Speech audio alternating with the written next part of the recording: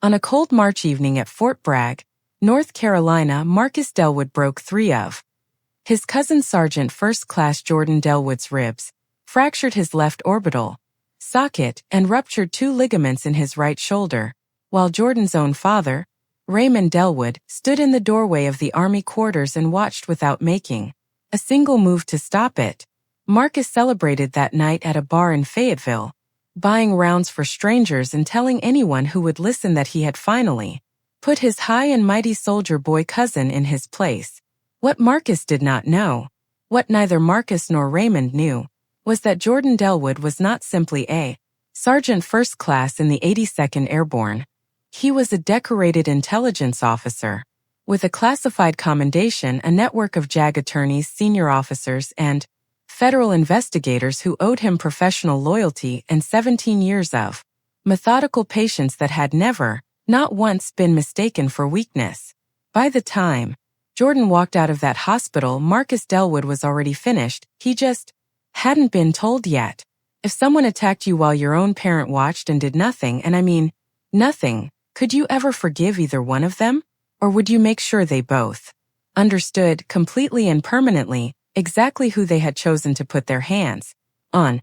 Drop your answer in the comments right now, because this story is one of the most chilling, most satisfying, and most legally devastating accounts you are going to hear this year.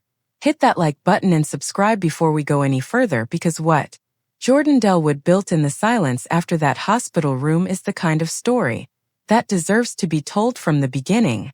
To understand what happened in those Army quarters on a March evening, you have to understand what had been building inside the Dellwood family for the better part of 2 decades, and why Marcus had never, not once in his adult life, been able to look at his cousin without something ugly and uncontrolled rising up in his chest. The Dellwood family was rooted in a small city in eastern North Carolina, the kind of place where family names carry weight in certain circles, where church attendance and high school football championships and the particular social architecture of black, middle-class Southern life all intersect in ways that are warm and supportive when they work and suffocating when they don't. Raymond Dellwood, Jordan's father, was the older of 2 brothers. His younger brother, Clifton, was Marcus's father. The 2 brothers had grown up competing for their parents' attention, for social recognition, for the particular and unspoken crown that passes between brothers and families where resources and approval always feels slightly insufficient. Raymond had married first and had Jordan first, and for the earliest years of both boys' lives, the cousin relationship had been genuinely close. Jordan was 2 years older than Marcus, and in the way of small children who spend every holiday and every summer cookout together, they had been best friends before either of them was old enough to understand the word competition. The distance began with a report card. Jordan was 12 when his 7th grade teacher called Raymond to say that his son had tested into the gifted and talented program and was being recommended for advanced mathematics and science coursework. Raymond had stood at the kitchen counter holding the phone with the particular still pride of a man who doesn't want to visibly gloat, but is losing that battle. He had told the extended family at the next Sunday dinner. Marcus was 10. He had watched his uncle Raymond accept congratulations with a dignity that managed to be both gracious and, in the way of men who know their own worth, deeply satisfied. And Marcus had watched his father Clifton, who laughed too loud at everything and deferred to Raymond in ways that had always made the younger of the 2 brothers seem slightly smaller, nod and smile and say, "That's real good, Ray, real good," with the specific brightness of a man working hard not to let anything else show. Something shifted in Marcus at that Sunday dinner. Nothing visible, nothing a 10-year-old could have named, but it shifted. Jordan, to his credit, was oblivious. He was not the kind of child who wore his intelligence as a form of superiority. He was earnest and genuinely curious and deeply, uncomplicatedly kind in the way of people who have been well loved by at least one parent and have internalized that love as a baseline assumption about the world. His mother, Angela Dellwood, was a woman of extraordinary warmth and quiet ferocity who had made it her particular mission to raise a son who understood that confidence and arrogance were not the same thing, and that the former required no performance. Angela died when Jordan was 15, an aggressive breast cancer diagnosed late, managed with everything the family's insurance could cover, and fatal within 14 months of the diagnosis. Jordan had sat beside her bed in the last days and held her hand and promised her things that 15-year-olds should not yet have to promise: to finish school, to do something meaningful, to not let grief make him small. He had kept every single one of those promises. Raymond, after Angela's death, had not been a bad father in any dramatic sense. He had been present and financially responsible and consistent in the practical architecture of fatherhood. But something in him had quieted after Angela. Some essential warmth had dimmed, replaced by a kind of careful emotional management that meant he was always there in the ways that could be counted and frequently absent in the ways that couldn't. He had, over the years, gradually ceded the more difficult emotional territory of fatherhood to avoidance, and had filled the void with a complicated, quietly competitive relationship with his brother Clifton's family that he would never have characterized as competitive because he had never examined it honestly. Jordan had joined the Army at 18, the summer after high school, turning down a partial academic scholarship to North Carolina A&T to do it. This had been his own decision, made in the particular clear-eyed way of a young man who knows himself well enough to know that he needs structure and purpose and the kind of belonging that comes from shared sacrifice rather than from classroom achievement. Raymond had not fully understood this decision. He had wanted the college scholarship, the graduation photo, the professional trajectory that was legible to his social circle. But he had not fought Jordan on it, partly because Angela had specifically told him in one of their last coherent conversations to let Jordan find his own path. Marcus, meanwhile, had gone to a regional state university, declared a business major, changed it to communications, changed it back, graduated in 5 years with a 2.7 GPA, and spent the 3 years following graduation cycling through a series of sales and marketing positions that he left or was asked to leave in intervals of roughly 8 to 14 months. He had a talent for the short burst, the confident opening, the glossy first impression, and a consistent inability to sustain the follow-through that actual competence required. He was charming and physical and funny in the way that made him the most interesting person at a party and an exhausting person to work for or alongside. He had also, by his late 20s, developed a relationship with alcohol that was not yet a crisis but was already a pattern, the kind of pattern that careful observers noticed and careless ones celebrated. Clifton, his father, had never fully required Marcus to account for himself.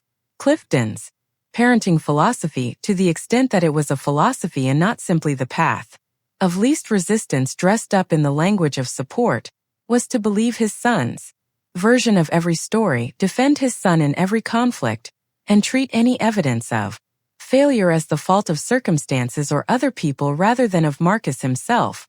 The result was a 32-year-old man who had never been held seriously accountable for anything in his life, and who had spent so many years watching Jordan succeed.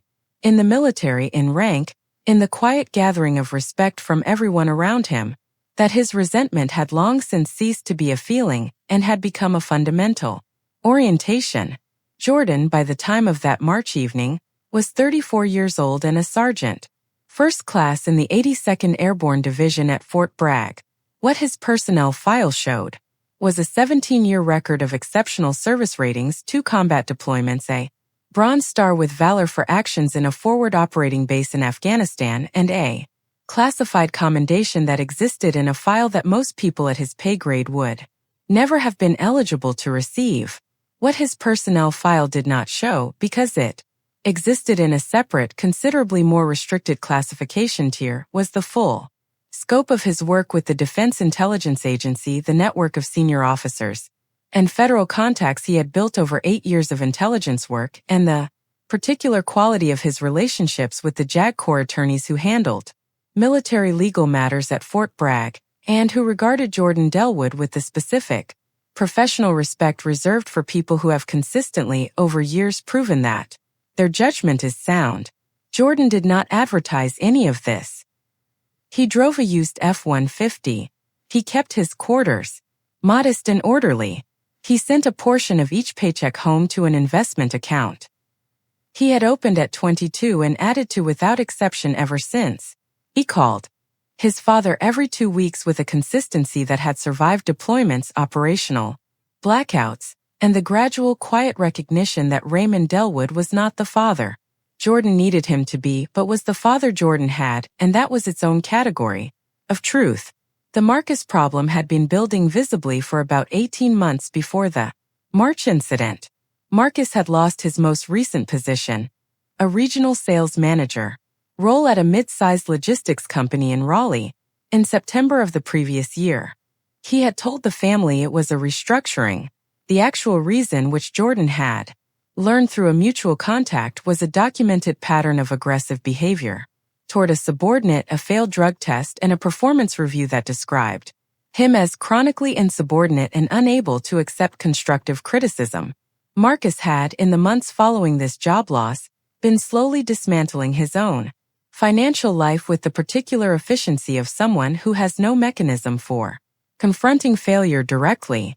He had drained his checking account. He had borrowed money from Clifton, from 2 friends, and from a cousin on his mother's side who had not been repaid. He had, in January, called Jordan, the first call in almost 4 months, and asked to borrow $15,000 to get back on his feet. Jordan had been calm and direct. "I can't give you $15,000, Marcus.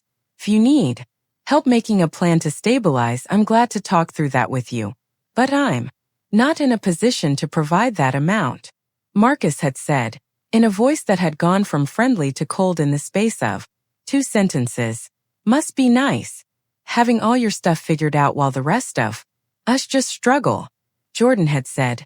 "I'll talk to you later, Marcus," and ended the call. 2 weeks before the March incident, Raymond had called Jordan and mentioned, in the oblique way that Raymond handled everything uncomfortable, that Marcus was going through a real rough patch, and that Jordan might want to extend some grace. Jordan had listened to this without comment and had told his father he understood and that he hoped Marcus found his footing. He had not suspected, had not had any reason to suspect, what was actually coming. On the evening of March 14th, Jordan was in his on-post quarters at Fort Bragg, finishing a training brief he needed to submit the following morning. He was in civilian clothes, gray sweater, dark pants, with a glass of water on his desk and the particular focused quiet of someone who is accustomed to working in difficult conditions and has learned to use stillness as a professional tool. The knock at his door was sharp and impatient. He opened it to find Marcus on his doorstep, and behind Marcus, standing at the bottom of the steps with his hands in his jacket pockets and his eyes directed at a point somewhere above Jordan's left shoulder, was Raymond Dellwood. Jordan registered his father's presence with a specific internal calibration. Raymond did not come to Fort Bragg. Raymond had been to the installation twice in 17 years. His presence here now at this hour with Marcus, the cold intentionality of it landed in Jordan's awareness like a stone dropped into still water. He did not step fully back from the door. "Marcus," he said. "Dad, what's going on?" Marcus pushed into the room without being invited. His eyes were bright in the way that Jordan recognized immediately, the particular brightness of a man who has been drinking enough to feel invincible and not so much that he has lost his coordination. "We need to talk," Marcus said. "About the money, and about a lot of other things. You drove to Fort Bragg at 8 o'clock on a Tuesday to talk about a loan I already declined," Jordan said. His voice was level. He was already assessing the posture, the flushed quality of Marcus's face, the position of his hands, the way his weight was distributed forward. "I drove to Fort Bragg," Marcus said, and his voice had shifted into something without its usual social surface, something underneath that had been waiting for a very long time, "because I am tired of watching you walk around like you're better than everyone, like you're some kind of hero, like the rest of us are nothing because we didn't put on a uniform." Jordan looked past Marcus to his father in the doorway. Raymond Dellwood met his son's eyes for one moment and then looked away. That look, the 3/4 of a second of eye contact and the deliberate turn, away from it, told Jordan everything he needed to know about what was about to happen and the fact that no help was coming from that doorway. He had time to take one step back before Marcus hit him. What followed lasted approximately 4 minutes.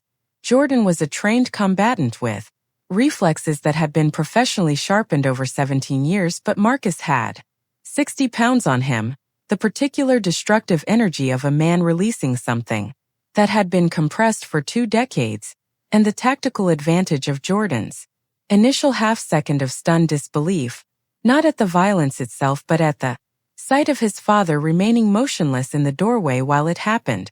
Jordan fought back. He landed significant strikes. He broke Marcus's nose and cracked 2 of his ribs in the process, but he was fighting from a disadvantaged position in a confined space against a larger, rage-fueled attacker while managing the cognitive weight of watching his father witness this and do nothing, and by the time 2 other soldiers in the adjacent quarters heard the commotion and came through the door, Jordan was on the floor with 3 fractured ribs, a broken orbital socket that was closing his left eye, and a shoulder that had been wrenched against the wall hard enough to rupture 2 ligaments. Marcus was pulled back by the 2 soldiers, both of whom were younger enlisted men, who had never moved faster in their lives, their faces registering the particular horror of walking into something they fundamentally had not expected.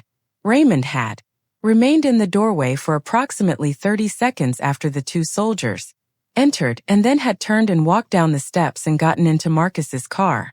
Military police were on scene within 7 minutes. Marcus was detained immediately. Raymond was detained at the car. Jordan was transported to Womack Army Medical Center. He did not lose consciousness. He remembers the ambulance ride with the specific, sharp-edged clarity of a man who has been trained to maintain awareness under precisely this kind of physiological duress. He remembers thinking with a calm that surprised even himself that he needed to control the next several hours with the same care he would give to any operational situation in which the stakes were high and the margin for error was 0. He also remembers, and this is the detail he has shared with very few people, that what hurt more than the fractured ribs, more than the orbital socket, more than the shoulder, was the image of Raymond Dellwood's eyes sliding away from his. He had always known on some level that his father's love came with conditions and omissions. He had spent 20 years making peace with the particular shape of Raymond's affection, generous in some ways, absent in others, never quite sufficient but always present enough to maintain the relationship. What he had not known, what he had perhaps not allowed himself to fully know, was that his father was capable of standing in a doorway and watching his son be beaten and choosing in real time to do nothing. Now he knew, completely, without the possibility of revision. He lay in the hospital bed at Womack that night, his face a landscape of swelling and bruising, his shoulder immobilized, his ribs strapped, and he thought with the clear, methodical mind that had served him through 2 combat deployments in 8 years of intelligence work that he was going to handle this situation the way he handled every situation, systematically, thoroughly, and without a single wasted movement. The first call he made, at 11:47 p.m., from his hospital bed to a number he had memorized years ago and hoped he would never need in this context, was to Major Cecilia Wren, a JAG Corps attorney at Fort Bragg whom Jordan had known professionally for 6 years and whose legal precision he regarded as one of the finest he had encountered in any context. Major Wren answered on the second ring. She listened without interruption as Jordan gave her a concise, factual, and completely unemotional accounting of what had happened. When he finished, there was a brief pause. "Jordan," she said, "are you all right? Physically?" "I'll function," he said. "Okay." Her voice shifted into the particular register of a lawyer assembling a framework. "Here's what I need you to do right now. Don't speak to anyone about this, not investigators, not hospital staff beyond medical necessity, not family. Not until I'm there. I'll be at Womack at 0600. She was there at 5:52 a.m. What Jordan had not told Marcus, what Marcus, in his fury and his alcohol and his 2 decades of compressed resentment, had not thought to consider, was the specific nature of what he had done and where he had done it. He had committed felony assault on the body of an active duty military intelligence officer on a United States Army installation. This was not a domestic dispute that would be handled by local law enforcement and result in a misdemeanor charge and a court date and a fine. This was a federal matter. It fell under the Uniform Code of Military Justice as it pertained to civilians on military property under Title 18 of the United States Code as it pertained to assault on federal property and under North Carolina state law as felony assault inflicting serious bodily injury. Major Wren had, by 9 a.m. the morning after the attack, assembled a legal strategy of such thoroughness that the prosecuting attorney who reviewed the initial filing would later describe it off the record as the most complete first-day package I have seen in 22 years of practice. Marcus was charged with 3 counts: felony assault causing serious bodily injury, assault on a federal installation, and a state-level charge of assault with serious injury. He was being held in the Cumberland County Detention Center on a bond that his father could not make and that Clifton Dellwood, who had driven from their hometown to Fayetteville in a panic and arrived at the detention center at 7 in the morning, also could not make without liquidating something significant. Raymond Dellwood was not charged with assault, but he was interviewed by military investigators under conditions that made it extremely clear that his legal exposure was real, specifically around the question of prior knowledge, his presence during the attack, and what conversations had preceded his arrival at Fort Bragg that evening. Raymond had hired a lawyer of his own by noon of the day after. Jordan spent 4 days in Womack. He was visited by his commanding officer, Colonel Diane Merritt, on the second day, a woman who had the kind of compressed, formidable energy that comes from 23 years of operational command and who regarded Jordan Dellwood with the specific professional respect of a superior who knows they have someone exceptional on their team. She sat in the chair beside his bed and looked at his face with an expression that moved through several things before settling into controlled fury. "You let me know," she said, "if there is anything you need that is within my power to provide." Jordan understood what she was offering. It was not merely the sentiment. It was the institutional weight of a colonel in the 82nd Airborne making clear that the full professional architecture of her position was available to him. "Thank you, ma'am," he said. "I believe Major Wren has it well in hand." Colonel Merritt nodded. She stood. At the door she paused. "Your cousin chose the wrong man to put his hands on," she said. It was not a threat. It was a statement of fact, offered in the same tone she might use to describe a terrain feature or a weather condition. "Yes, ma'am," Jordan said. He did. He was discharged from Womack on a Thursday morning. He walked out of the hospital in his civilian clothes, gray sweater laundered by a staff member who had done it, without being asked, jeans, white-soled running shoes with his arm in a sling and his left eye still partially swollen, and a set of paperwork that laid out the surgical timeline for his shoulder repair and the follow-up schedule for his ribs.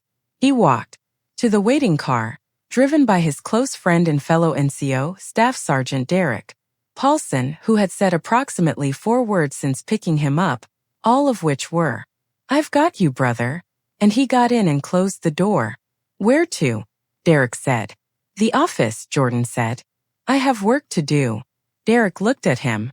"You were just discharged from—" "I know," Jordan said. "The office."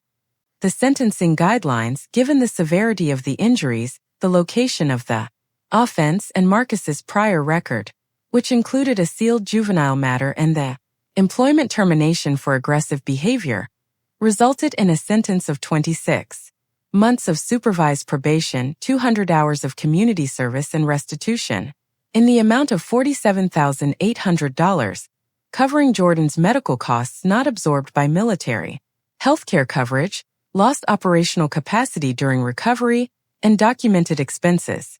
Marcus stood in that courtroom in a suit that didn't fit right, borrowed from Clifton, who was a size smaller, and listened to the conditions of his sentence with an expression that had passed through every available form of emotion over the previous 93 days and had arrived at something that was simply exhausted. The cousin who was supposed to have been broken, who was supposed to have been diminished, who was supposed to have finally been put in the place that Marcus had always believed was Jordan's rightful place, was not in the courtroom. Jordan Dellwood had not come to the sentencing. He had submitted his victim impact statement in writing through Major Wren's office and had spent that Monday morning at a follow-up appointment for his shoulder recovery. The absence was not accidental. Jordan had thought carefully about whether to attend and had decided that his presence in that courtroom would be, for Marcus, a kind of gift, a final audience, a last moment of Jordan as witness that Marcus could metabolize into something that kept the story between the two of them. Jordan had no interest in providing that. He was not a character in Marcus's story. Marcus was a matter that had been handled. Clifton Dellwood sat in the courtroom gallery and did not cry, but the man who left that building was perceptibly different from the man who had entered it, smaller in some definitive way, as though something he had been carrying as a source of weight had revealed itself to instead be the thing that was holding him upright. Raymond Dellwood had not been charged, but what happened to Raymond was, in its own quieter way, no less complete.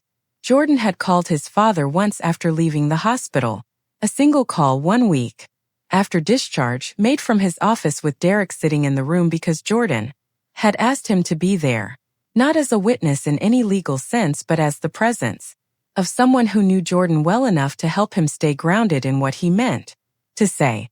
Raymond had answered. He had said Jordan's name in the specific way of a man who has been waiting for a call and dreading it simultaneously. Jordan had said, "I want you to know that I'm going to be all right. My shoulder surgery is scheduled. The ribs are healing. I'll have full function." Raymond had said, "Son, and stopped." Jordan had waited for a moment. Then he had said, "I need to ask you one question, and I need you to answer it honestly, not the way you think I want to hear it. Honestly." "Okay," Raymond said. "When you drove up to Fort Bragg that night," Jordan said, "did you know what Marcus was planning to do?" The pause that followed lasted long enough that it was itself an answer. "I thought," Raymond said slowly, "that he was just going to confront you, that you'd talk it out. I didn't think you thought he was coming to confront me," Jordan said. "And you came with him. And when it was more than a confrontation, you stood in the doorway." Raymond said nothing. "I'm not going to tell you what to do with that, Dad," Jordan said. "But I need you to know that I'm aware of exactly what happened and why. And I need you to know that things between us are going to be different now.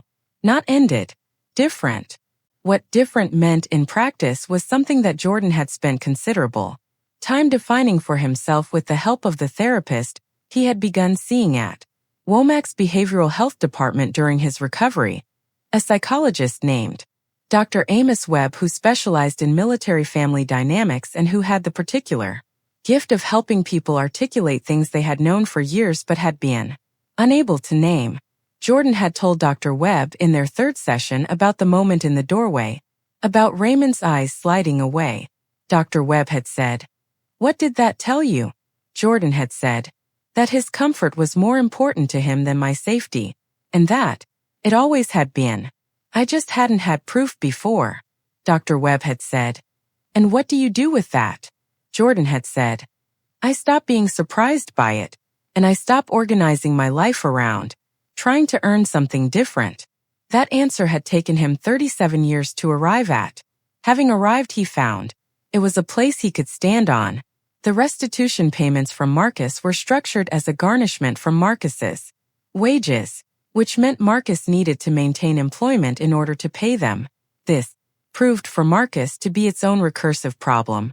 The felony conviction was now on his record, visible to any employer who ran a background check. The positions he had been able to get before, regional sales manager, business development roles, the kinds of jobs that required a clean background and a confident handshake, were largely closed to him. He was working by the fall at a warehouse distribution center in Raleigh, a physically demanding job that paid $19 an hour and required him to be at work at 5 in the morning. His apartment lease had not been renewed.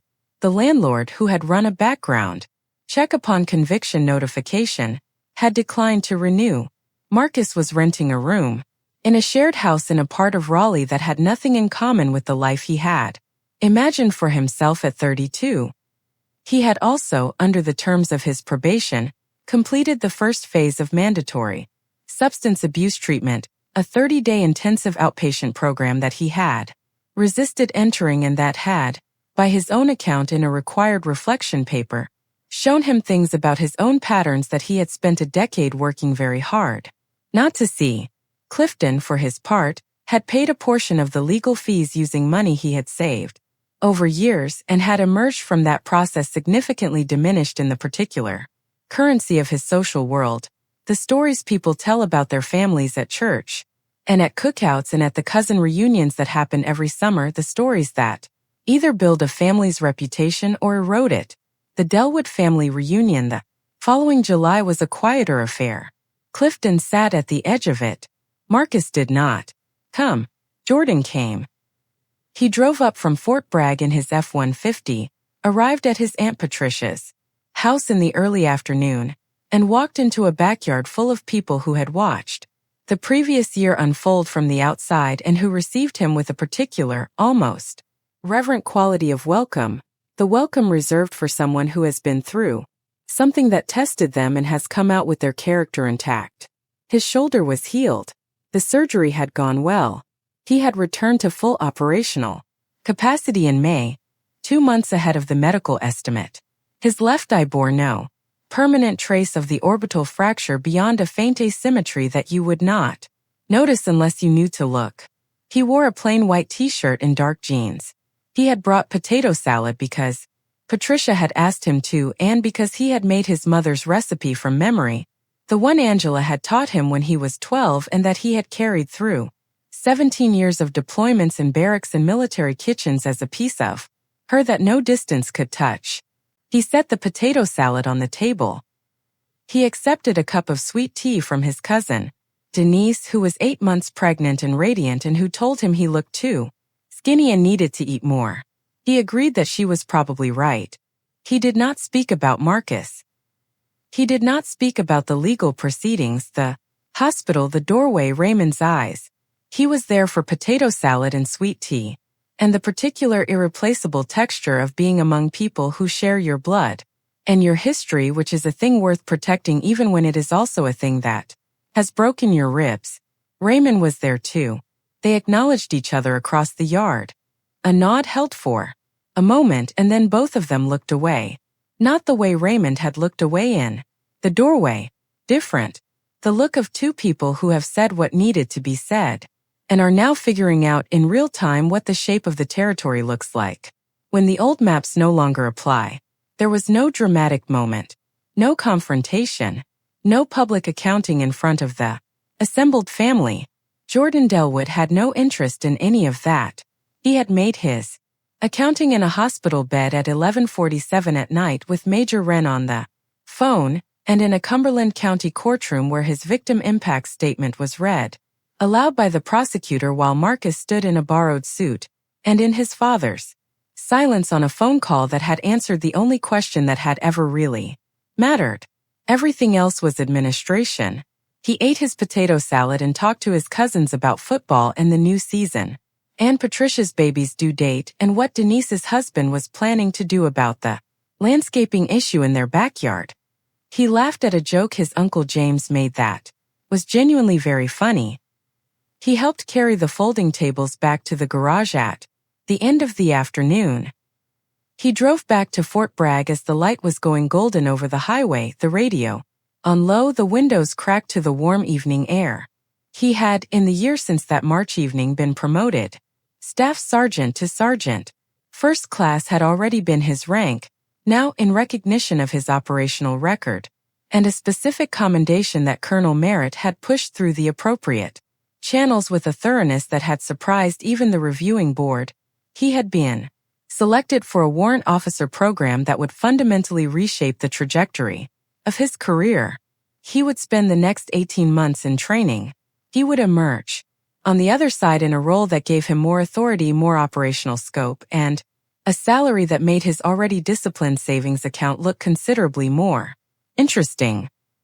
He was, by any honest accounting, on an ascent so clean and so well-founded that the people around him sometimes forgot to remark on it simply because it was so consistent. It felt like weather, always there, always reliable, always moving in one direction.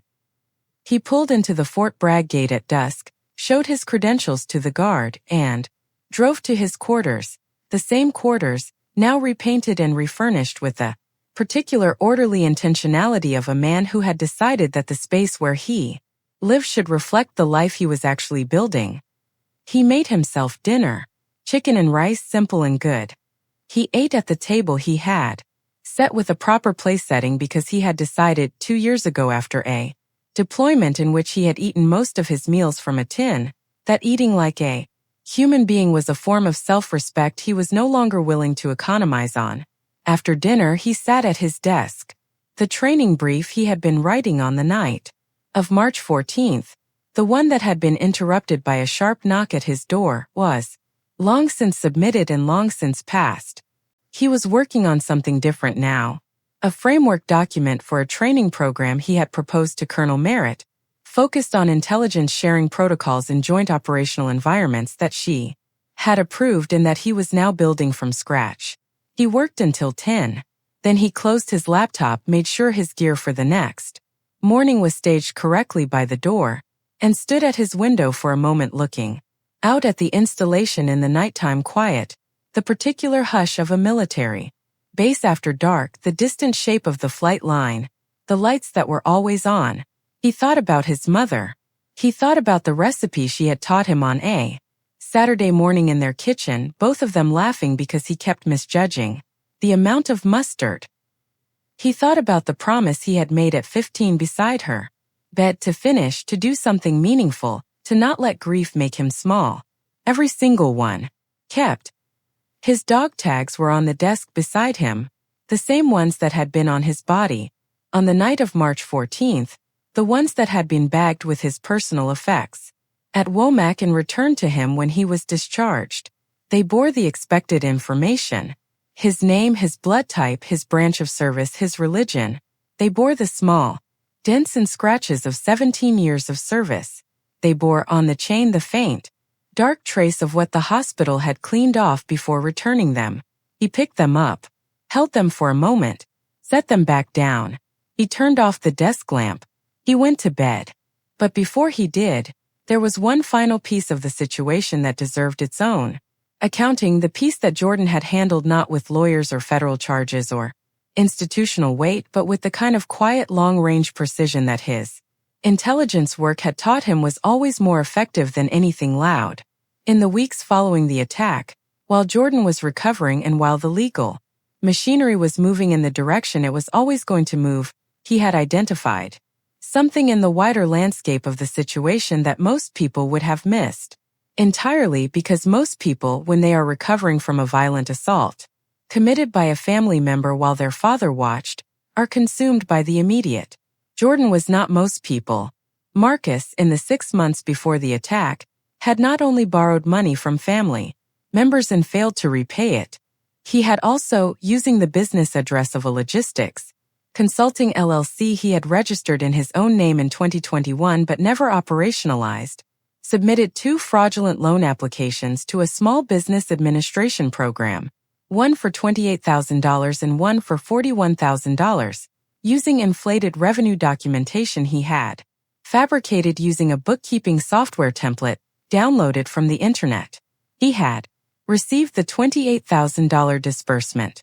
The $41,000 application was still pending review at the time of the assault. Jordan had learned about this not through any investigation he had commissioned for the purpose, but because Patricia, the cousin who had saved and submitted the voice message, had mentioned in a conversation 2 weeks before the assault that Marcus had been bragging about some business loan he figured out how to get at a family gathering she had attended in February. The detail had lodged in Jordan's memory the way operational details always did, quietly filed away, ready for the moment it became relevant. It became relevant on a Tuesday afternoon in April, during Jordan's recovery. He had placed a single phone call to a contact at the SBA's Office of Inspector General, a federal investigator named Thomas Bryce, whom Jordan had worked alongside during a 2019 operation involving financial fraud connected to a defense contracting network, and with whom he had maintained the kind of professional relationship that is built on demonstrated mutual competence and does not require frequent contact to remain entirely solid. Jordan had provided Thomas Bryce with the LLC name, the name of the applicant, and the general nature of his concern. He had provided no pressure, no urgency, no request for favorable treatment. He had simply noted the information and said that he thought it was worth the OIG's awareness. The OIG had opened an inquiry within 2 weeks. By the time Marcus was standing in Cumberland County Superior Court in his borrowed suit, the SBA inquiry had matured into a formal investigation. By the time the guilty plea was entered and the sentencing conditions were set, the SBA investigation had resulted in a criminal referral to the U.S. Attorney's Office for the Eastern District of North Carolina. Marcus Dellwood was informed of this secondary legal matter by his public defender, David Soto, on the day his probation terms were finalized.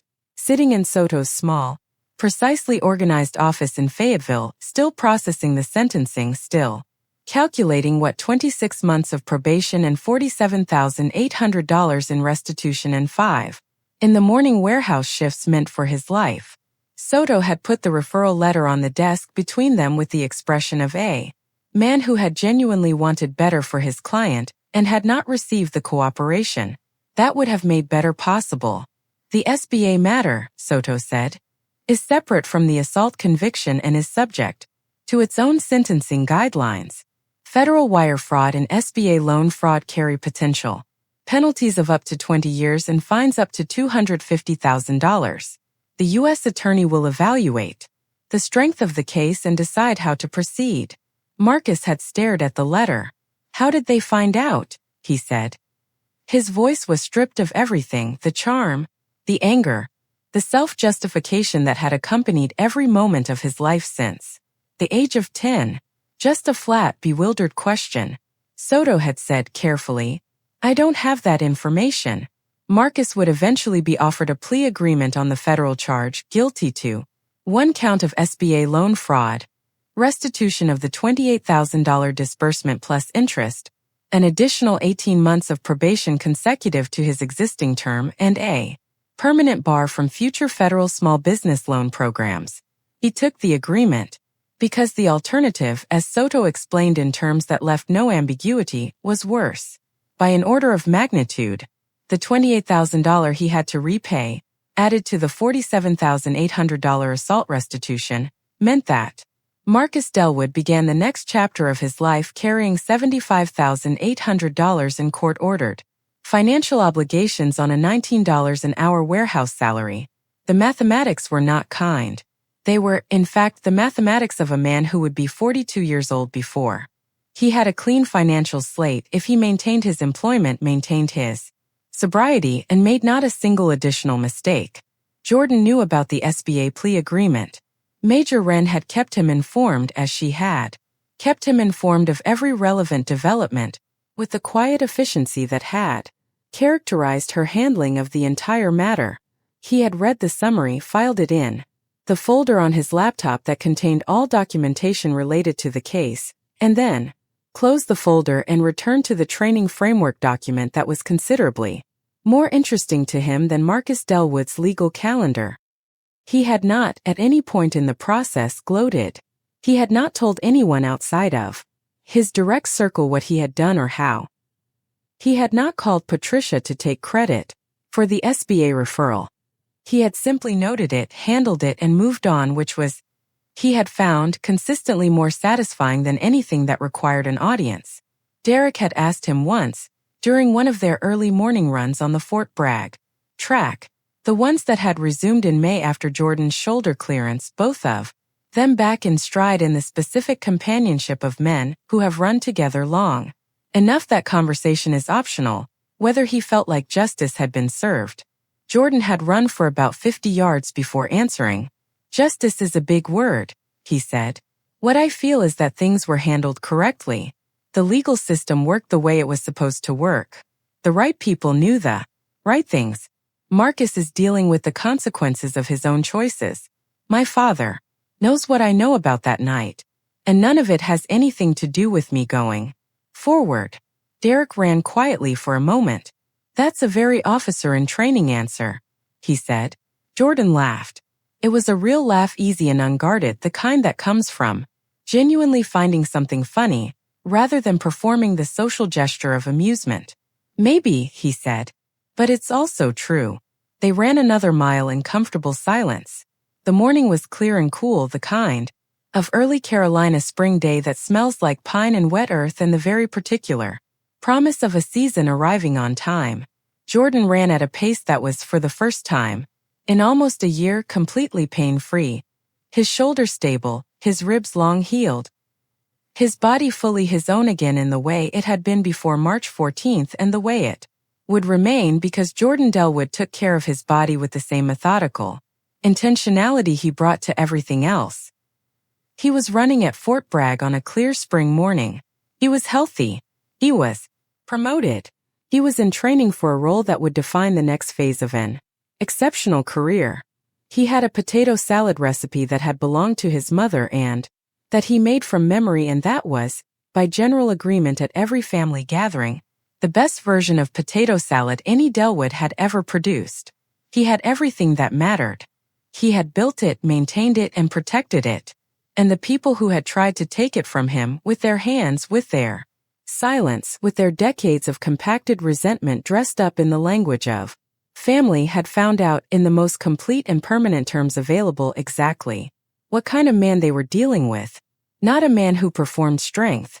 Not a man who needed witnesses to his victory. Not a man who confused aggression with power or noise with authority. A man who had made a promise to his mother at 15 beside her hospital bed and had kept every single word of it. A man who had taken 17 years of discipline and grief and deployment and the particular loneliness of being seen but not known by his own father, and had converted all of it into something so solid and so entirely his. In the morning he was going to wake up at 5 and run 4 miles and eat a good breakfast and go to work at a job he was exceptionally good at, in a life he had built with 17 years of discipline and clarity, and the particular unbreakable quality that his mother had, in her wisdom, known to cultivate in him long before he would ever need it. Marcus Dellwood was in a shared house in Raleigh. Raymond Dellwood was in their hometown, navigating a relationship with his remaining son that had been permanently rewritten by a moment in a doorway. Clifton Dellwood was quieter at cookouts than he used to be, and Jordan Dellwood was asleep by 10:15, fully at peace, resting up for the next day of an exceptional life. The man his cousin had tried to break was not broken. He never had been. He never would be.